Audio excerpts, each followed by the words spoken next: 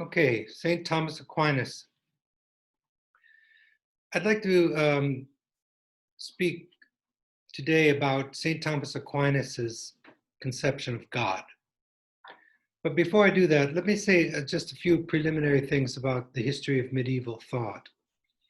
So I like to think about the history of intellectual history as currents of rivers and streams, all moving to the ocean.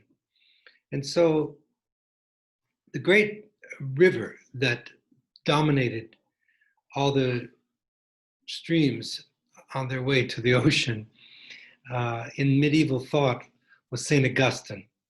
And that river took its source from Plato, and after Plato, Plotinus. So you have this tradition, Plato, Plotinus, St. Augustine. Now, after that came St. Thomas Aquinas, and he himself drew from this tradition that was there before him, namely the Platonic, Plotinus, St. Augustine tradition. But what made St. Thomas Aquinas so different was he drew also from Aristotle, and mostly from Aristotle. And Aristotle is this giant, as you know, from ancient thought. So now we have these two currents coming together, Plato, Aristotle, who themselves were a synthesis of pre-Socratic thought, and the Platonic, Plotinus, St. Augustine currents merging with the Aristotelian. And you have this great tradition called Thomism, and then in modern times, Neo-Thomism. And it's been my experience as a professional philosopher all these some 40 years, that within the Catholic tradition, or within, it doesn't have to be only the Catholic tradition, but within Christian philosophy and theology, the Thomistic tradition is just the most powerful mainstream tradition in this whole history. So that's important. Just some observations on the intellectual history. And then there's Neo-Thomism that came in more modern times, like Jacques Maritain in modern times. All right, so like all theologians, the doctrine of St. Thomas is dominated by his notion of God. So let me provide some observations about Aquinas' notion of God, and we can then compare that with Augustine. So like all Christian theologians, he knew that the proper name for God was He who is, from Exodus 3 and Exodus 14. And it goes back to that famous story in the Bible, in the Old Testament, where Moses asks God, "Who should I say sent me to them?" And this bush starts burning and the bush speaks. And through that word, through that logos, it says, "Tell them, He who is hath sent you to them." So this is the focal point for both St. Augustine and St. Thomas' conception of God. But even though most theologians agreed that the truth of this divine name, He who is the most appropriate name for God, there remains this problem of interpretation. You know, anyone could say, "I believe in God," but what do you mean by God? This is what makes the difference between studying theology and philosophy and just saying words. Well, most of the theologians before St. Thomas agreed with St. Augustine about the meaning of this name. When God spoke to Moses through the burning bush, he meant to say that I am being, with a capital B. But what is being? Well, for Augustine, who, as we saw, was imbued with the doctrines of Platonism and Plotinus, being was eternal, immutability, eternal, unchanging presence.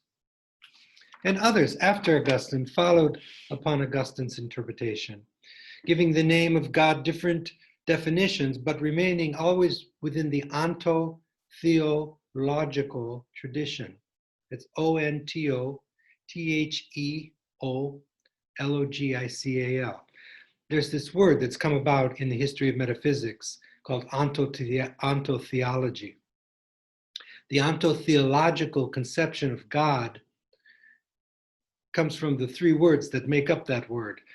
On in Greek means being, theo is God, and logical means the word or the logos.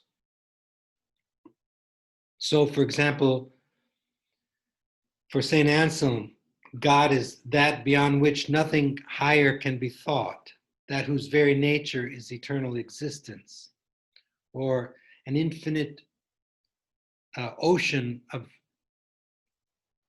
entity. But in all these definitions, the dominating notion of God was that of an eternal, immutable entity, an ens realissimum, the most real being, an ens perfectissimum, the most perfect being. And the accent here and the important point for our purposes is the ens. ENS means being. Omniscient, omnipotent, and so on.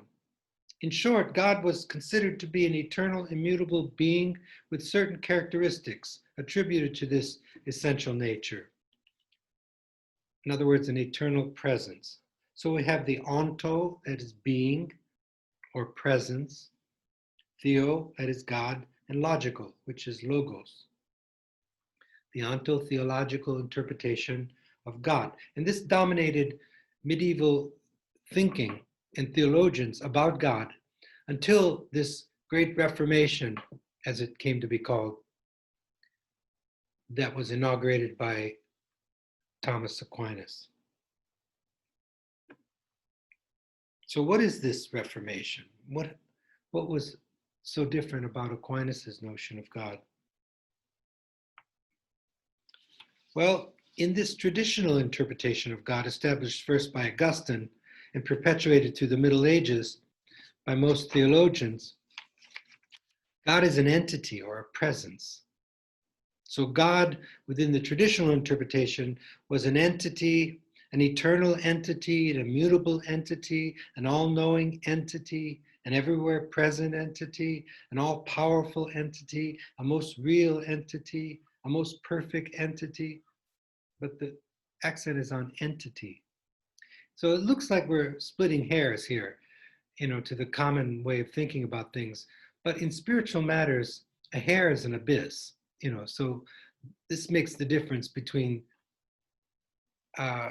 just a common understanding of things and just throwing words around and trying to understand what you mean by these words.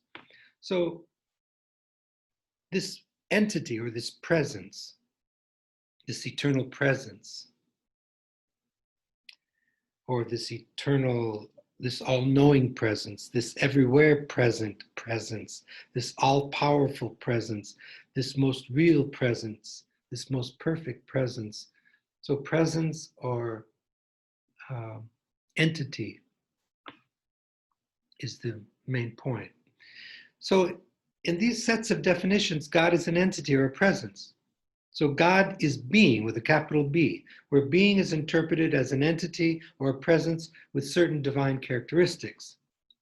Now, in the mind of Thomas Aquinas, however, this traditional interpretation of being undergoes a radical transformation. And this transformation is at the core of the Thomistic Reformation that I just spoke of. So what was so different about Aquinas? How did he move away from this ontotheological conception of God?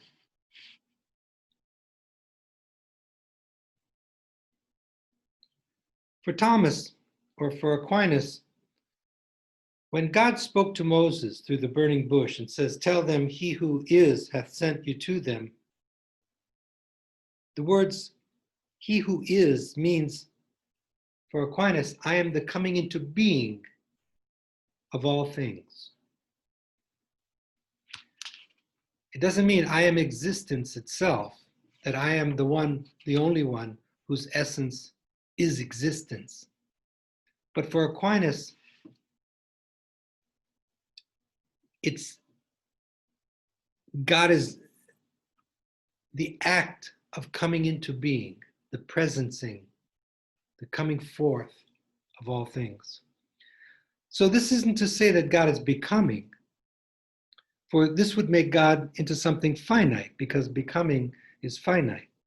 Becoming is the combination of being and nothingness. Rather, God is the ground, and you can capitalize the word G. Whenever you speak of God and using some word, you can always capitalize that word. Sometimes that's tradition. So God is the ground which has no ground. The Grund, as in German, which is an Urgrund. It's a ground that has no ground. Urgrund is usually the word for abyss in German. It means without ground, the groundless ground, a foundation which has no further foundation. God is the to be, the infinitive of all beings. Okay? God is the core of all that is, insofar as what is must first come into being, first in order to be what it is, as it is, in order to become. Thus, for St. Thomas Aquinas, God is the one whose whole nature is to be such an existential act. This is why his most proper name is He is. After saying this, any addition would be a substitution or a subtraction. If we say that God is this or that, He is that, that would limit God to something. So the basic idea here is that the concept of existence is inadequate to capture the reality of God.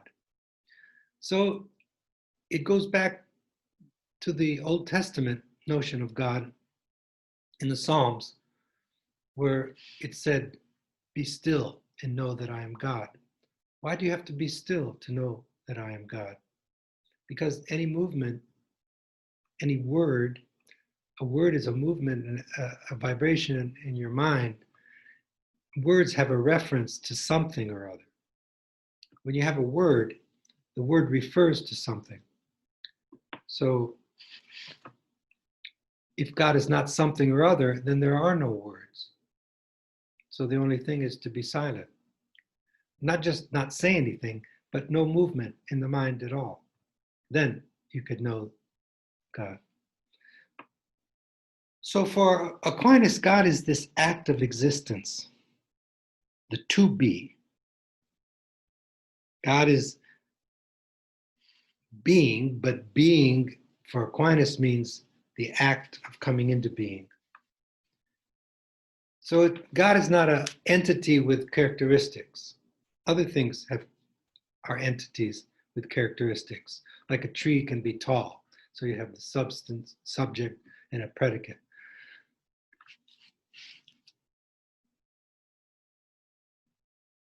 So conceived in this way, the nature of God is, strictly speaking, beyond all possible representation. We can't form a representation of God. We can't know what God is. But that doesn't mean that we can't know the way of God. So what is His way?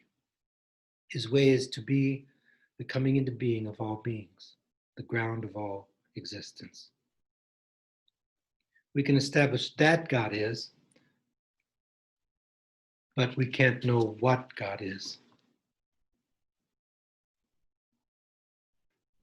So God is essentially ineffable. Once we know that, then we can use words, but we always know that these words are only metaphors pointing to something that's beyond all words. So for Aquinas, God is unknowable in himself. At least this is true for us in this life. Nonetheless, God can be known imperfectly from a consideration of his creatures. From this, he contends two things. One, he is entirely unlike any of his creatures. And two, that he is in himself what he is in order to be the ground of all things. So for Aquinas, this notion of God as the absolute act of being flows from the demonstration of his existence. It's necessary for the theologians to demonstrate the reality of God because this reality is not immediately evident. The only way we could say that the reality of God is self-evident would be if we had an adequate notion of his divine essence. In this case, the essence of God would be one with his existence, as with Augustine. But since we have no adequate concept of his divine essence, not even a concept of his existence, our finite minds cannot understand his reality implied in the conception of God. We cannot realize the reality of God by any direct way, as in St. Augustine's proofs for the existence of God from eternal truths. This direct way, apparently opened up by Augustine, is refused by St. Thomas Aquinas. So we only have these indirect proofs for the reality of God, a reality that the concept of existence is inadequate to capture. Okay, so the other thing we can concentrate on with St. Thomas Aquinas is his proofs for the reality of God. So let me cover some of the main proofs for the reality of God. One is called the Manifestior Via. Since movement, it's all based on movement. So he starts. The first thing we should keep in mind about these proofs, let me say this first, is the existence of a sensible reality whose existence requires a cause, is one of the assumptions. And the second assumption is the demonstration of the fact that the existence of the sensible world requires a first series of causes and consequently a prime cause. So let me go over these with you. The first argument, the Manifestior Via, goes like this. Since movement is immediately perceptible to sense knowledge, we look out the world, we see things moving. Aquinas begins with the self-evident fact that movement exists. From there, he claims all movement has a cause, and that cause must be other than the being which is in motion. So you have this sensible world that's moving, and even spiritual things, ideas move too. And anything that's moving has a cause. And the cause is different from the movement. The second point he makes is whatever it is that which moves a thing must be moved by something else, which is other than it. And then that other must be moved by still another thing. Now from this, he concludes two things. That there exists an infinite series, there either exists an infinite series of causes of movement that reaches back ad infinitum, or the series is finite, and hence there's a primary cause. Well, if you think that through, the first possibility is impossible, because if it moved back infinitely, there'd be nothing to start the movement in the first place. So there would be no movement. There would be no movement in the material world. But we look out and we see that there is movement in the material world. So therefore, this chain of cause and effects cannot reach back ad infinitum, because there would be no first cause. So there is a first cause, this primary cause. And this primary cause is nothing other than God. The second argument from efficient causality, it sounds so close to the first one, it's hard to make a distinction between the two. It's almost the same. But the only way you can make a distinction is put the emphasis rather on movement rather than on movement, put it on causality, but it's the same argument. This way to the reality of God. He argues, just as there is motion in sensible things, there are causes and effects. What was said of the first proof about the causes of movement can also be said about causes in general. And he concludes, nothing can be its own efficient cause. Remember I told you there are 4 causes in Aristotle, but the main one that survived was the efficient cause.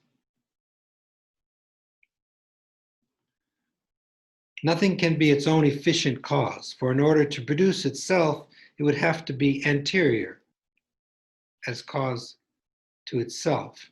Every efficient cause, therefore, presupposes another, which in turn presupposes another. In this order of causes in which each higher one is the cause of the lower, is impossible to go on to infinity, otherwise there would be neither a first cause nor an intermediate causes, and the effect whose existence we perceive would not be possible. But we can see that the world does exist. Therefore, he argues, there must be a perfect, efficient cause of the series in order that there may be middle causes and then finally the penultimate cause that causes the movement. To be honest, I really don't see much difference between these two. It's just a matter of placing emphasis on movement in the first argument, and in the second one, it's causality. They sound the same to me. But the third one, which seems to be the one he returns to most, the third way to the reality of God, I wouldn't really call these proofs for the existence of God, because we've already said God is not something that exists for Aquinas, but rather God is the act of existence, the coming into being of beings. So let's call them rather ways to the reality of God. This one is called the argument from contingency. It goes like this. The beings of the world are ceaselessly becoming. Secondly, some of them are being generated while others are passing away. So it follows from this that it's possible for the beings either to be or not be. Their existence is not necessary. That is, the beings in the world cannot be, since we see them passing away. But they also can be, because we see them coming into being. So these beings of the world are contingent. They're not necessary. For if they were necessary, they would always have existed, and they would neither come into being nor would they pass away. But the contingent cannot account for its own existence. If there were nothing but possibility in things, there would be nothing. Therefore, there must exist a first necessary being, which is the reason why contingent beings come into existence in the first place. So, there must exist a first necessary being to whose necessity all possible beings owe their existence, and this is what all human beings call God. The fourth way that he speaks of to the reality of God is by hierarchical degrees of perfection. that we can observe in things. We can see that there are degrees of goodness in people and in things, degrees of truth, degrees of nobility. There are degrees of perfection of beings. So there's a more or less of everything. Something is more or less true, more or less good, more or less intelligent, and so on. So this more or less makes sense only with respect to terms, a comparison with which there is some absolute. Like, how could we say that this man is more intelligent than another unless there were some absolute intelligence to judge it from? We need some standard, right? Whenever we make any judgment of degree, there has to be the perfection as a necessary presupposition. So there must be a true and a good in itself, because there could be no more or less of anything with respect to terms of comparison unless there were some absolute standard. So this true in itself, this good in itself, this noble in itself, is nothing other than the ens perfectissimo, the most perfect being. And this is what all human beings call God. The fifth way I'd like to go over with you is on the order of things. This is called the teleological argument, from the word telos, which means purpose or end. All natural bodies, even those which lack knowledge, act for some end. Okay, we have salmon, rushing upstream. They don't know why they're going upstream, but they're going upstream to spawn. Or all the other wonderful instincts in nature, or even plants, rose bushes bloom roses.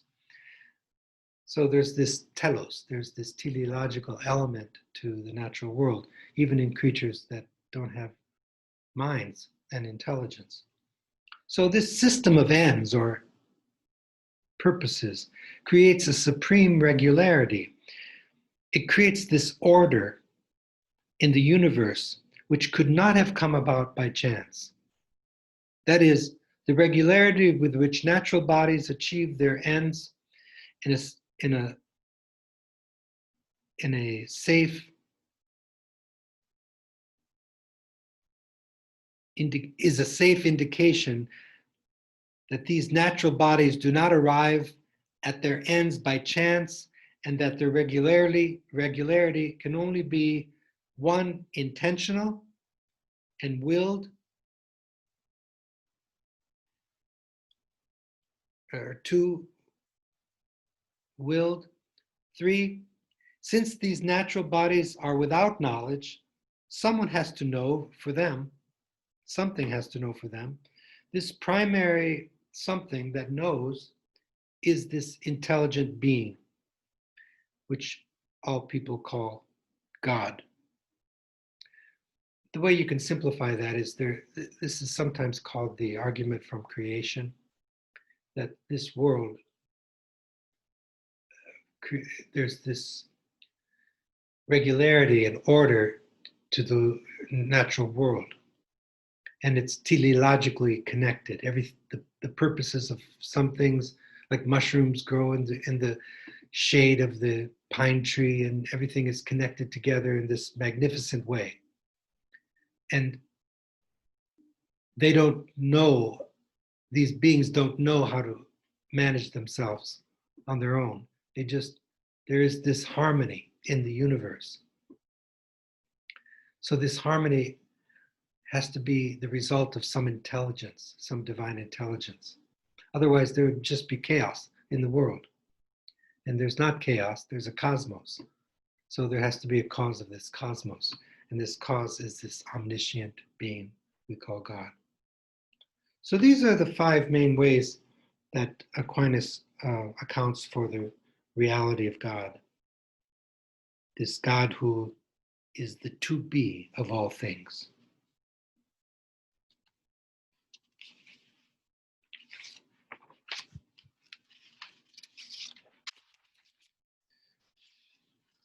Well, I'm going to stop there on that and make this a short little talk on God in St. Thomas. But I don't mean to, I feel a little bit, I feel like I'm underplaying the importance of Aquinas. I really want you to realize, even though I'm giving the short talks on a few aspects of St. Thomas's ideas, given the nature of this course being a survey course. But this is like the most rich, powerful tradition within the Catholic tradition. It's called the Thomistic tradition. And the Summa Theologica is St. Thomas Aquinas' masterwork. I remember taking a seminar on that book at Penn State when I was a student, and we had to write our own scholastic quaestio. Aquinas, when he presented his ideas, he had a particular structure that he would present his ideas in that book. And he just kept repeating that structure, which is so powerful and so beautiful. He would at first take on all the adversarial positions. He'd make his statement about a particular point, a conclusion, and then take on all the adversarial, all the positions, the strongest positions, and lay them out as carefully as he could, and honestly and fairly, giving them all their due. And then he would just take them down one by one, and then he would present his own position, and then he would summarize that. And that became, in fact, his language, the structure was so beautiful and so powerful that it generated a whole new way of doing theology. It came to be called the scholastic tradition, scholasticism. So this is a very big tradition, and I don't mean to underplay it. I just, but given the survey nature of this course, I'm just going to try to make some decisive comments about certain aspects of these thinkers' thoughts. Okay, so I'll try to parallel my talks. Let's turn to next time St. Thomas Aquinas' conception of the world, and then I'll go through his notion of the world and creation and his ethics. That way you'll have something to use to compare and contrast Aquinas and Augustine. All right.